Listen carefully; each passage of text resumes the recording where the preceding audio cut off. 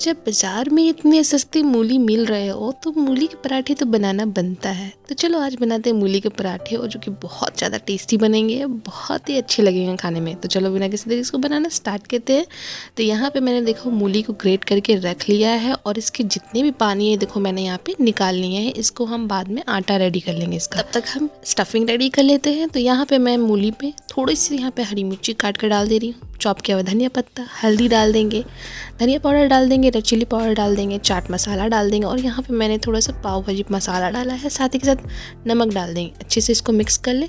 अब नमक डालने के बाद इसमें थोड़ा सा जूस जो है और निकलता है, तो इसको भी हम स्क्वीज़ करके निकाल लेंगे अच्छी तरीके से। तो देखो यहाँ पे मैंने इसका भी पानी अच्छी तरीके से निकाल लिया है, और इसको अब हम आटा रेडी कर लेंगे। तो यहाँ पे मैंने 2 कप आटा ले लिया है गेहूं का, उसमें नमक डाल देंगे, मिक्स कर लेंगे। और उसके बाद यहाँ देखो इसका जो पानी हमने निकाला मसाले वाला, पहले वो डाल के मिक्स कर लेंगे। और उसके बाद देखो ये जो मूली वाला रस था वो भी अब हम इसमें डाल देंगे, जो कि आटा का जो फ्लेवर है बहुत ही अच्छा आता है। तो देखो इसी तरीके से मैं यहाँ पे सॉफ्ट सा डो रेडी कर ली हूँ, और उसके बाद इसको 5 मिनट के लिए रेस्ट पर रख देंगे। और उसके बाद यहाँ पे एक लो तोड़ेंगे हम, और इसको हम थोड़ा सा आटा डस्ट कर लेंगे। उसके बाद यहाँ पे इस तरीके से हम कटोरी बना लेंगे।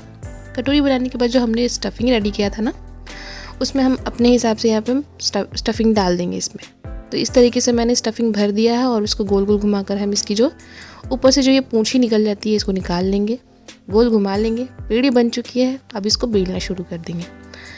अच्छी तरीके से हम बेल लेंगे, केयरफुली बेलेंगे, नहीं तो ये जो फटने लगेगी।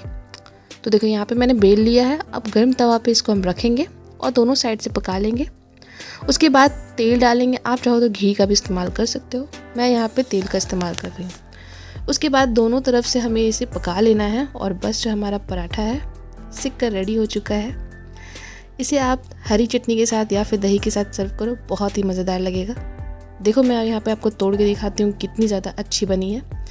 तो इसी तरीके से आप घर पे बना कर रेडी करो, मूली बहुत सस्ता है। मिलते हैं आपको नेक्स्ट रेसिपी के साथ, बाय।